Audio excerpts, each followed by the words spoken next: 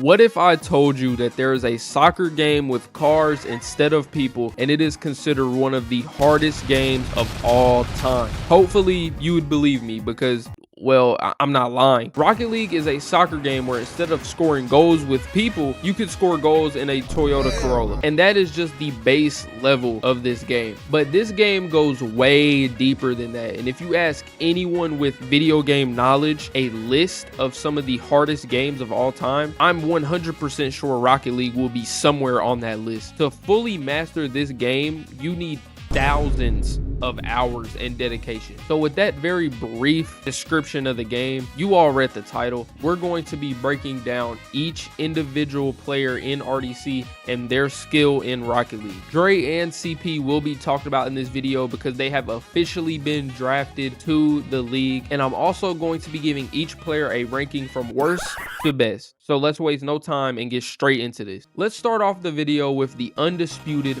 worst player in the league, Leland Manigo, at number 8. Before I even get to why he's the worst, if you watch this video from a little over a month ago, I made a take that would have you looking like this. Oh, DD, oh! If you heard it today, I said that Leland was a better player than Dylan. Now listen. At the time, Dylan had multiple games, you know what, not even games, multiple sessions, hour-long sessions where he quite literally drove around and hit the ball maybe 5 times. Really, the only upside to his game was having the potential to get better. But now it has changed drastically. Dylan has tapped into that potential I talked about and got better. Lee is the exact same skill he had when I made that video. Let me start with Leland's pros before I get to the long list of cons. Lee has pretty good patience, and with whatever team he's on, they get a certified goalie. Also, he's starting to branch out and play offense rather than just sitting in the goal the whole game, and that's where it ends. Lee went from an overall good defender to a okay / bad defender at best, because RDC as a whole got a lot better at scoring, and everyone has the ability to get into the air. Prior to this, every shot taken was basically a roll-in, so Lee had a very easy time getting saved. Now everyone in the league has gotten 10 times better at shooting, so that automatically makes Lee's defense even worse. Another glaring flaw that easily makes Leland the worst player: he has 0 offensive capabilities. He can't fly at all, and he's just not very good at timing his hits. He also flips on every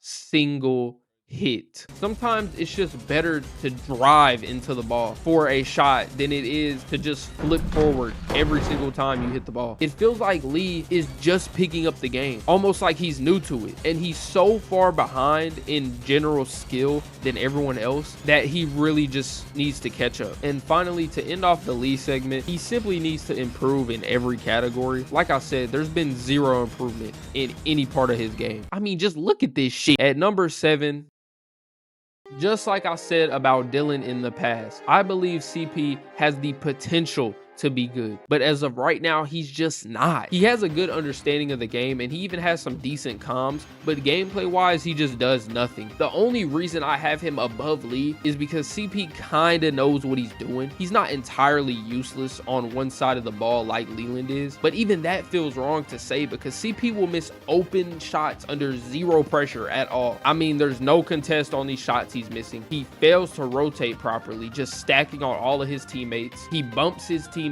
more than anyone would like. CP really just gets straight cardio, and he has Tony Snell type of games. I can't even give any critiques on his game because he genuinely just drives around. The only critique I can give is just play the game, do something. His execution is so shitty, it goes straight out the window. So honestly, if you have Lee and CP swapped, I would 100% understand because they are both equally as bad, but I'll be damned if I put CP above anybody. At number 6, I have Dylan. Before I say anything, can we just appreciate how much better he's gotten? He definitely still has his flaws, and we will get to that shortly, but Dylan has improved drastically in the past month and a half. His playmaking has gotten a lot better, his overall timing. He's actually hitting the ball now. He also bumps and demos other players to set his teammates up even more. If I had to give him an NBA player comparison, it would 100% be Rajon Rondo, but without Rondo's defense. And instead of flying just to fly, he can actually hit the ball sometimes in flight, but it's Dylan we're talking about in Rocket League. So he ball chases a lot and doesn't have the greatest game sense. And I might be nitpicking a little bit with this one, but in multiple videos, this one specifically, Dylan hit the crossbar like 17 times. Get that thing.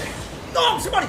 No, Dylan. Oh, fuck. Dylan, stop. No, bro, I was in the wrong position. Dad. I was yelling with Mark when this happened. He had me mad, and I'm not even playing. But here is where Dylan's biggest issues stem from. And it's from something he lacks a lot of. And that's consistency. Dylan has probably the worst consistency I've ever seen in a player. He will make back-to-back amazing plays, and then the next 2 minutes of the match he does nothing useful. The only thing I'd say he's consistent with is his demos and his passes. He's pretty consistent with those two things, but everything else on the field, no. But overall, Dylan has improved a lot more. He just doesn't bring as much value to any team he's on like everyone else I have above him. At 5, I have Ippy. Now, I know some people will have a problem with me putting him above Dylan, and I was kind of on the fence about it, but I came to the conclusion that Dylan at this point should not be anywhere close to Ippy's skill because he's played so much longer. And even though Dylan has more PT than Ippy on this game, Ippy still competes with him. If not, he's better than him, which is what I'm saying. Dylan has been in every single Rocket League video, and he still isn't as good as you would think he'd be. And on top of all of that, Ippy is just so much better at defending than Dylan. But anyways, I think Ippy gets a tiny bit better each time they play. You can see Ippy's improvement between each video, and he's actually not bad at his overall control in the air. It's obviously not good, but he can fly if he needs to, and he shows that multiple times on defense as well. He is the best defender outside of Benendez, and in the recent runs, he's been a lot more offensive and aggressive instead of staying back solely for defense. But Ippy has the base problems any not so great Rocket League player would have. His timing on the ball is iffy at times. Like I said, he can fly, just not consistently, and he basically has zero ball control. As I said, he was getting more offensively aggressive, but if it's not an easy shot, he's more than likely missing. But he has his flashes of greatness, don't get me wrong. I have him ranked above everybody else I just talked about. At 4, I have Dre. Now listen, I know what you're thinking right now. Why is he below Mark? Mark himself did say that Dre is better than him. Dre really is better than me though. Like for real, he truly is. But he also cannot read the ball well when it's in the air because he's trying too hard to get a flying hit instead of just hitting the ball in.